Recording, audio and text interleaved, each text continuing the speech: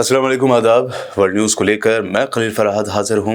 आइए देखते हैं दुनिया भर की अहम खबरें। सबसे पहले हेडलाइंस। गजा जंगबंदी मुआहदे की खिलाफवर्जी करने वाले इसराइल को हमास का मुंह तोड़ जवाब। हफ्ते को होने वाली यरगमालियों की रिहाई रोकने का किया ऐलान। इसराइली फौज हाई अलर्ट पर। यरगमालियों की रिहाई रोकने के हमास के ऐलान पर ट्रंप ने गजा में नई जंग छेड़ने की दी धमकी। कहा, हफ्ते के दिन 12 बजे तक अगर नहीं छोड़े गए यरगमाली तो सूरत हाल हो जाएगी काबू से बाहर। गजा के लोगों को उनकी जमीन से निकालने का इख्तियार किसी को नहीं। गजा के लोग गजा में रहेंगे और गजा की हिफाजत करेंगे। तुर्क सदर रजब तैयब एर्दोगान का बयान। इसराइल के इंतहा पसंद लीडर बेन गुवेर ने गजा पर मोहलिक हमला करने का किया मुतालबा। इसराइल के मुख्तलिफ शहरों में नेतन्याहू के खिलाफ मुजाहिरे। इसराइली कैदियों को वापस लाने का किया पुरजोर मुतालबा। बीजेपी जानबूझकर अंबेडकर जी के दिए आइन को तनाजात में लाना चाहती है। राज्यसभा में कांग्रेस सदर मल्लिकार्जुन खड़गे ने लगाया इल्जाम तो चेयरमैन ही देने लगे वजाहत।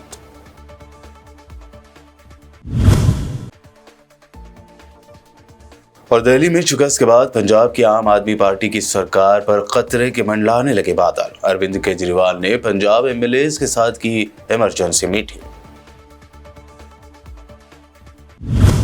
ये थी हेडलाइंस। बढ़ते हैं खबरों की तफसील की जानिब। हमास ने इसराइल की जानिब से गजा जंगबंदी मुआहदे की खिलाफ वर्जियों पर यरगमालियों की रिहाई गैर मुय्यना मुद्दत तक मुलतवी कर दी है।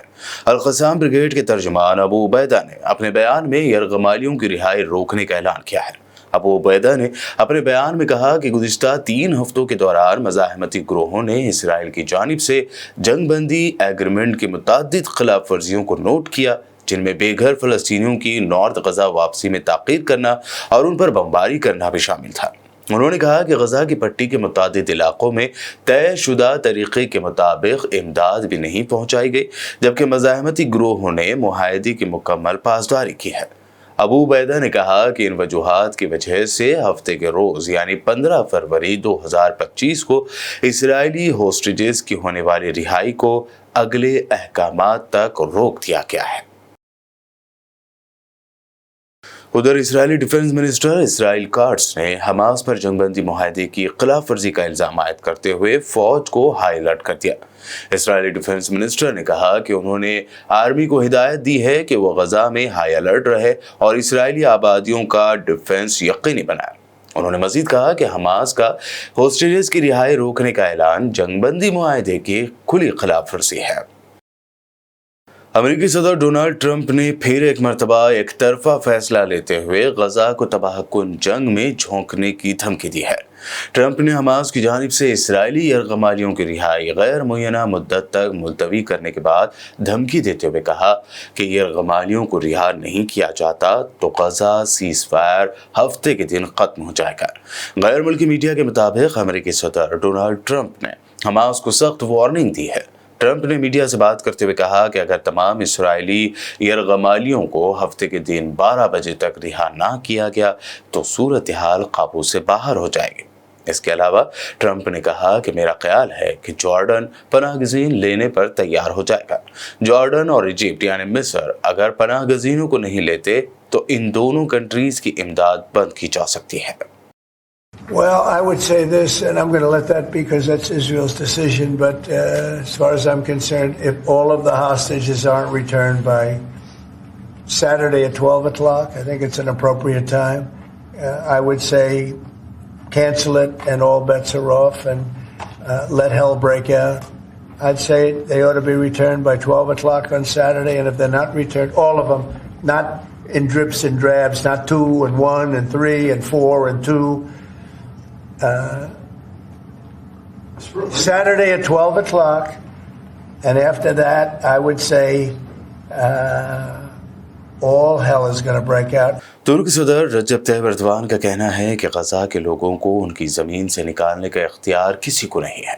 तुर्क सदर रजब तैयब एर्दोगान ने मजीद कहा कि गजा पर कब्जे के अमेरिकी सदर ट्रंप के बयान पर बहस करने का कोई फायदा नहीं, क्योंकि ये मंसूबा मुकम्मल तौर पर फजूल है।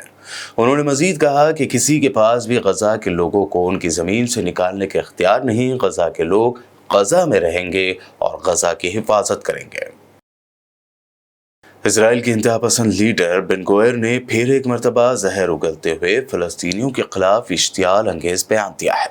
फलस्तीनियों के खिलाफ नफरत अंगेज रिमार्क्स के लिए मशहूर इजराइल के साबिक वजीर सलामती एतमार बेन गोयर ने हमास की जानिब से कैदियों की रिहाई में देरी के ऐलान पर रद्द-ए-अमल जाहिर किया है। उन्होंने एक्स पर लिखा कि हमें हमास के ऐलान का एक हकीकी जवाब देना चाहिए। गजा पर फिजा और ज़मीन से बड़े पैमाने पर मोहलिक हमला करना चाहिए। इसके साथ साथ पट्टी के लिए इंसानी इमदाद को मुकम्मल तौर पर रोकना, बिशमूल बिजली, ईंधन और पानी और इमदादी पैकेजों को रोक देना चाहिए। उधर इसराइली कैदियों की रिहाई रोकने के ऐलान के बाद हज़ारों इसराइलियों ने तल अवीव में एहतजाजी मुजाहरा किया और एक मरकजी सड़क को बंद कर दिया। मुजाहिरीन ने कैदियों के तबादले के मुआहदे के तमाम मराहल मुकम्मल करने का मुतालबा किया है। इसराइली कैदियों के अहल खाना का कहना था कि उन्होंने सालसी करने वाले ममालिक से फौरी और मौसर हल तलाश करने में मदद के लिए फौरी दरख्वास्त जमा कराई है, जिससे मुआहदे पर अमल दरामद दोबारा शुरू हो जाएगा।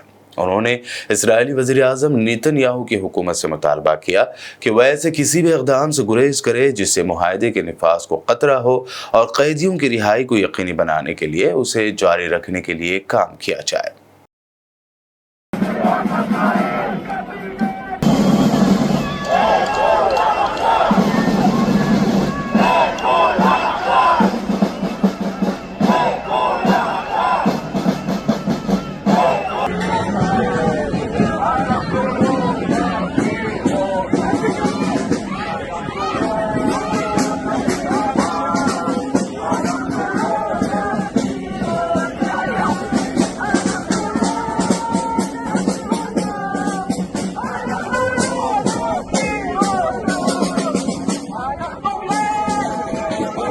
सिंगापुर में न्यूजीलैंड के क्राइस्टचर्च मस्जिद हमले की तर्ज पर मुसलमानों पर हमले की मंसूबाबंदी करने वाले मुलजिम को गिरफ्तार कर लिया गया है। गैर मुल्की खबर रसाई एजेंसी के मुताबिक मुलजिम ने हमले की ट्रेनिंग के लिए एक वीडियो गेम का इस्तेमाल किया जो 2019 में न्यूजीलैंड में क्राइस्टचर्च हमले से मुशाबिहत रखता था। मुलजिम की शिनाख्त 18 साला निक ली के नाम से हुई है, जिसने मुबैना तौर पर सफ़ेद फार्म बालादस्ती के हामी ब्रेंटन टैरेंट की जानिब से किए गए कत्लेआम जैसा हमला करने की मंसूबाबंदी की थी। सेंट्रल अमेरिकी कंट्री ग्वाटेमाला में मुसाफिर बस खाई में जा गिरी। हादसे में कम से कम 55 अफराद हलाक और मुतअद्दिद जख्मी हो गए। ज़राए के मुताबिक ग्वाटेमाला में एक मुसाफिर बस पुल के हिफाजती जंगले को तोड़ती हुई 20 मीटर गहरी खाई में गिरी। खौफनाक हादसे के नतीजे में कम 55 अफराद के मारे जाने की खबर है। अमेरिका में जहाज हादसों का सिलसिला थमने का नाम नहीं ले रहा है। वाशिंगटन सिएटल के बाद अब अमेरिका में एक और जहाज हादसा हुआ है। अमेरिकी रियासत एरिजोना के स्कॉट्सडेल एयरपोर्ट पर एक प्राइवेट जेट खड़े हुए तैयारे से टकरा गया। इस हादसे के नतीजे में एक शख्स हलाक और मुतअद्दिद के जख्मी होने की खबर है। वर्ल्ड न्यूज में खबरों का सिलसिला लगातार यूं ही जारी रहेगा। फिलहाल रुकते हैं एक छोटे से ब्रेक के लिए।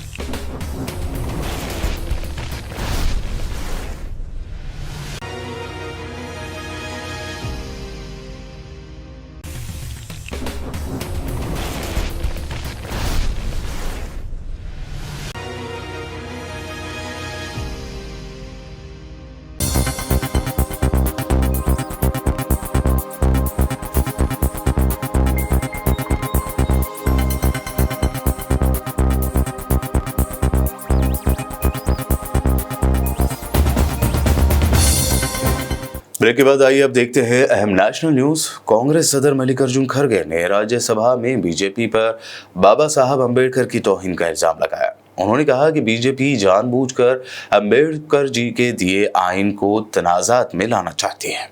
सर प्लीज मैं आप पेशेंटली नहीं आप तो जो डिटेल कॉन्स्टिट्यूशन के बारे में यहाँ पर जो व्याख्यान हुआ, मैं समझता हूँ साहब ये अनावश्यक इसको उठा रहे हैं। और डॉक्टर अंबेडकर, बाबा साहब अंबेडकर ने जो कानून बनाया यानी कॉन्स्टिट्यूशन बनाया, उसको कंट्रोवर्सी में लाना चाहते हैं और उसको कंट्रोवर्सी में लाकर ये कहना चाहते हैं वहाँ पर कृष्ण जी अंबेडकर जी की भावना को परिभाषित किया जा रहा है। अरे आप सुनिए तो सुनिए, अंबेडकर जी ने जो अरे आप सुनिए तो जमीनी हकीकत होनी चाहिए। आप सुनिए साहब, आप सुनिए, आश्चर्य है। नो आप सुनिए, इतनी ऐसा नहीं कर सकते। मैं बोल रहा हूँ, सुनिए आप सर। जब कॉन्स्टिट्यूशन 1950 में इम्प्लीमेंट हुआ, उस वक्त बाबा साहब अंबेडकर भी जिंदा थे, जवाहरलाल नेहरू थे, वल्लभ भाई पटेल थे, सभी कॉन्स्टिट्यूंट असेंबली के मेंबर थे। तो उसमें कोई बदलाव उस वक्त आपको नहीं दिखा। और आपके जो मुखर्जी है वो भी थे, लेकिन आज आप नए नए शब्द ला रहे। कोई विक्रमादित्य की फोटो बोल रहा है, कोई कृष्ण की बोल रहा है। वो कहाँ है संविधान में? मुझे बताइए। मैं भी संविधान देखा हूँ, पढ़ा हूँ, जो कुछ समझ में आता।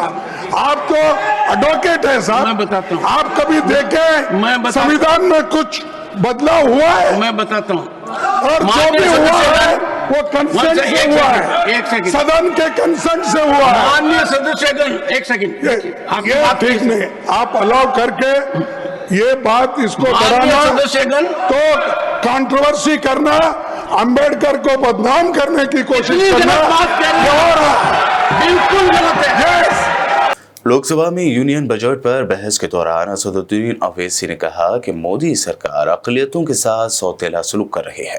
चीन और दूसरे मुख्तलिफ मुद्दों को लेकर भी असदुद्दीन ओवैसी ने मोदी सरकार पर जमकर तनकीद की। सरकार अक़लियतों को और खास तौर से मुसलमानों को मुकम्मल नजरअंदाज कर दी गई है। प्री मैट्रिक स्कॉलरशिप सर, पिछले साल 326 करोड़ में से 90 करोड़ रुपए खर्चा किए गए। पोस्ट मैट्रिक में इस साल 65% कमी कर दी गई, सिर्फ 413 करोड़। मेरिट कम मीन सर 33 करोड़ से 7 करोड़ कर दिया गया है। कौमी वक्फ बोर्ड तरक्याती स्कीम, शहरी विकास संपत्ति सर 2023-24 में 17 करोड़ में 8 करोड़ दिए गए, 1 करोड़ खर्चा हुआ। 2024 में 16 करोड़ सिर्फ 3 करोड़ रुपए दिए गए। इस साल 13 करोड़ रुपए दिए गए हैं। तो इससे अंदाजा होता है कि हुकूमत वक्फ की जायदादों को आमदनी का जरिया नहीं बनाना चाहती, उसको बर्बाद और खत्म करना चाहती है। सर स्किल डेवलपमेंट में हमारी दोहर उस्ताद नई मंजिल बिल्कुल खत्म करके रख दिया। अब टेक्सटाइल इंडस्ट्री बर्बादी के दहाने पे आ गई सर। 2016 तक भारत में सबसे ज्यादा रेडीमेड गारमेंट्स हम एक्सपोर्ट करते थे, आज उसमें 14% कमी आई, बांग्लादेश हमसे आगे चला गया। सर मैं एक मिसाल दे रहा हूं, मालेगांव में पावरलूम इंडस्ट्री में जो रोजगार देते हैं, ना उस पावरलूम इंडस्ट्री के लिए ना उसमें लेबरर के लिए कुछ इस बजट में रखा गया है।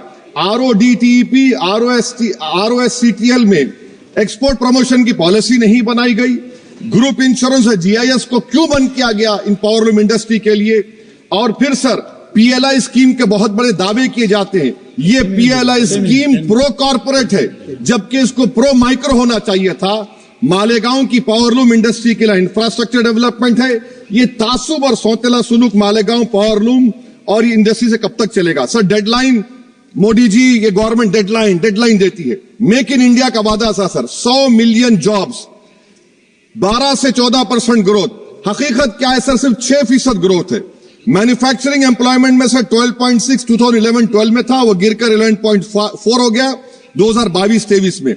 सर इकोनॉमिक यूरोपियन यूनियन की policy on carbon border adjustment mechanism EU deforestation regulation ये कहता है इसके ऊपर भारत का बहुत बुरा असर पड़ने वाला है। इकोनॉमिक सर्वे ये कहता है कि 9.5 बिलियन एक्सपोर्ट्स में कमी आएगी। क्या पॉलिसी है सरकार की? सर अनक्लेम्ड डिपॉजिट्स देखिए सर, 2023-24 में LIC में 3,70,000 maturity claims are lying unclaimed, 880 crore के। EPFO 2023-24 में 8,500 crore is lying unclaimed in 21 lakh inoperative accounts. Is this being done deliberately to shore up the government supply? Why is the middle class being made bali ka bakra, sir? In February 2023, sir, 35,000 crore is lying vacant or unclaimed in public sector banks. Why don't you use it? And sir, the travesty of justice is in PM Poshan, sir, a cook or helper gets only 1,000 rupees for 10 months. Why can't the government increase? Darul हुकूमत दिल्ली में शिकस्त के बाद आम आदमी party की पंजाब में भी सरकार मुश्किल में जाती दिखाई दे रही है। मीडिया रिपोर्ट्स के मुताबिक पंजाब में हुकूमत बचाने के लिए अरविंद केजरीवाल ने सीएम भगवत मान और पार्टी के 85 एमएलए के साथ अहम मीटिंग की है। मीटिंग से पहले पंजाब के आप एमएलए अनमोल गगनमान ने कहा कि हम अरविंद केजरीवाल की जानिब से बुलाई गई मीटिंग में आए हुए हैं। दिल्ली की ओखला सीट से आम आदमी पार्टी के एमएलए अमानतुल्लाह खान की मुश्किलें बढ़ती दिखाई दे रही हैं। अमानतुल्लाह खान को पकड़ने के लिए दिल्ली पुलिस ज्वाइंट ऑपरेशन चला रही है। जामिया नगर थाने समेत साउथ ईस्ट डिस्ट्रिक्ट और क्राइम ब्रांच की टीम रेड कर रही है। कभी भी अमानतुल्लाह खान को गिरफ्तार किया जा सकता है। कल पीर को 307 के केस के पीओ को फरार करवाने और सरकारी काम में रुकावट डालने के मामले में अमानतुल्लाह खान पर एफआईआर दर्ज हुई थी। दिल्ली पुलिस ने अमानतुल्लाह खान पर दंगे से जुड़ी बीएनएस की दफा भी लगाई है, जिसमें उन पर भीड़ इकट्ठा करने और माहौल बिगाड़ने की कोशिश का इल्जाम है। यूट्यूबर रणवीर अलाहाबादिया और दिगर की जानिब से किए गए गैर अखलाकी तबसरे की गूंज पार्लियामेंट में सुनाई दी। इस दरमियान मजलिस इत्तेहादुल मुस्लिमीन के लीडर वारिस पठान ने भी रणवीर अलाहाबादिया व दिगर पर कार्रवाई करने और हुकूमत को ऐसे शोज पर पाबंदी लगाने का मुतालबा किया। देखिए, ये बहुत ही आपत्तिजनक बात है। ये तो वेस्टर्न कल्चर में भी नहीं हो रहा जो यहाँ हो रहा है। फ्रीडम ऑफ स्पीच की तो पूरी धजिया उड़ा दी है। किस तरह के अपशब्द का इस्तेमाल किया है उसने। माता पिता के बारे में इस तरह की कोई बात करता है कि उनको ऐसा हालत में देखना चाहिए। नंगे पने की हद हो गई है ये। मैं तो चाहूंगा सरकार क्या करे, और मोदी जी ऐसे लोगों को गले लगा रहे। ऐसे सड़क छाप 2 टके के इन्फ्लुएंसर को आप गले लगाओगे तो देश का माहौल बिगड़ेगा ही ना। आज युवा क्या सोच रहा है, घर के अंदर बच्चे छोटे छोटे देख रहे हैं सब चीजों को, क्या उनके जहन में बैठेगा। और इसको इतना ही फेमस होने का शौक है ना, तो इसको एफआईआर तो हो गया, लेकिन ऐसे लोगों को सड़क पे नंगा करके चप्पलों से मारना चाहिए जिनको नंगे पने का बहुत ज्यादा शौक है। तब इनकी अक्कल ठिकाने आएगी और उनके फोटो वायरल करने चाहिए। ले अब तू हो जा बड़ा, अब बन जा तू पब्लिसिटी क्रेजी। ये सब पब्लिसिटी के लिए और चंद रुपयों के लिए तुम पूरे माहौल खराब करने की बात कर रही है। वहां पे एक महिला बैठी हो, किस तरह की आपत्तिजनक बात कर रही है। इससे जो शो करते हैं इसको पूरी तरह से बॉयकॉट करना चाहिए। सरकार को इस पर रोक लगानी चाहिए ताकि आगे से इस तरह की हरकत ना हो। और ये जो क्या फालतू बकवास है ये सब, और सब खामोश। अरे इसको उठा के अरेस्ट करना चाहिए। एफआईआर तो हुआ है महाराष्ट्र के अंदर। हम तो चाहेंगे कि महाराष्ट्र की सरकार भी और विभिन्न जगह पे जहां जहां एफआईआर हुए हर जगह इसको अरेस्ट करके जेल में डालना चाहिए। और इसको अगर इतना ही पब्लिसिटी का शौक है, मैं तो अभी भी फिर बोल रहा हूं, बीच चौराहे पे इसको नंगा करके चप्पलों से मारना चाहिए जिसने हमारी माता पिता भाई बहनों के बारे में इतने अपशब्द का इस्तेमाल किया है। सर, जैसा कि आप देखते होंगे कि वो अपने पॉडकास्ट में स्पिरिचुअलिटी को लेकर के काफी ज्यादा बात करते हैं, धार्मिक होने का एक नाटक करते हैं। और क्या ये आपको लगता है कि ये उनका असली चेहरा सामने आ गया? वो असली चेहरा सामने आ गया है ना। ये ढोंगबाज धोखेबाज लोग होते हैं। लोग चंद पैसे के लिए अपने आप को भी बेच डालेंगे, ये खुद नंगे हो जाएंगे। और नंगे पने की हद जो पार किया इसने, ये नाकाबिले बर्दाश्त है। कोई बर्दाश्त नहीं करेगा भारतीय इस तरह के अपशब्द का। तो हम तो चाहते हैं कि सरकार सख्त कायदा कानून के तहत इसको पहले तो अंदर करो। और अगर फेमस होने का शौक है ना तेरे को इतना ही, आओ बीच चौराहे पे मुंबई में आ जाओ, तेरे को नंगा करके बीच चौराहे के ऊपर मारेंगे हम लोग, फेमस करेंगे तेरे को भी। फिर अक्कल ठिकाने आएगी किस तरह से तू माता पिता का अपमान कर रहा है वो सब चीज। सर, आप ऐसा कोई इनिशिएटिव लेंगे कि इंडियाज गॉट लेटेंट जैसे वाहियात शो को बंद करवाया जा सके और समय रहना पर भी एक्शन लिया जा सके? बिल्कुल, सरकार को ऐसे जो शोज है उसको बॉयकॉट करना चाहिए। उनको परमिशन नहीं देना चाहिए इस तरह के शोबाजी करने का। ये क्या डार्क ह्यूमर, ये क्या जोक है, मजाक मस्ती है? हाँ, आप किसी के माता पिता के बारे में बोल रहे हो कि जाओ जाके देखो क्या हो रहा है। बच्चों को आप ये तालीम दे रहे हो, ये सिखा रहे हो बच्चों को, सिर्फ एक पॉडकास्ट के नाम पे तुम्हारा। हाँ, ये सिखाने का है क्या तुमको बच्चों को? नहीं, ऐसे जो है ना, ये छपड़ी छाप लोगों को सरकार बराबर सबक नहीं सिखाएगी तो देश का वातावरण खराब होगा। हमारा नौजवान युवा बच्चे बच्चियां क्या सोचेंगे, क्या उनके जहन में जाएगा? अब वो जाएगा एक जगह पे, किधर स्पिरिचुअलिटी का फोटो डाल देगा, सब भूल जाएंगे। वो नहीं होना चाहिए। ऐसे लोगों को सख्त सजा मिलनी ही चाहिए, तब हमको लगेगा कि बिल्कुल सरकार ने न्याय किया है। और ऐसे छप्पड़ छाप लोगों को उठा के जेल में डालो। बुलेटिन के आखिर में हेडलाइंस पर डालते हैं एक और नजर। गजा जंगबंदी मुआहदे की खिलाफ वर्जी करने वाले इसराइल को हमास का मुंह तोड़ जवाब। हफ्ते को होने वाली यरगमालियों की रिहाई रोकने का किया ऐलान, इसराइली फौज हाई अलर्ट पर। यरगमालियों की रिहाई रोकने के हमास के ऐलान पर ट्रंप ने गजा में नई जंग छेड़ने की दी धमकी। कहा, हफ्ते के दिन 12 बजे तक अगर नहीं छोड़े गए यरगमाली तो सूरत हाल हो जाएगी काबू से बाहर। गजा के लोगों को उनकी जमीन से निकालने का इख्तियार किसी को नहीं। गजा के लोग गजा में रहेंगे और गजा की हिफाजत करेंगे। तुर्क सदर रजब तैयब एर्दोगान का बयान।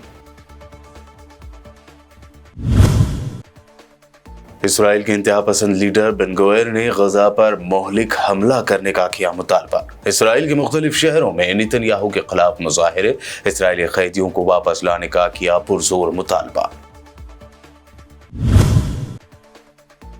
बीजेपी जानबूझकर अंबेडकर जी के दिए आइन को तनाजात में लाना चाहती है। राज्यसभा में कांग्रेस सदर मल्लिकार्जुन खड़गे ने लगाया इल्जाम तो चेयरमैन ही देने लगे वजाहत।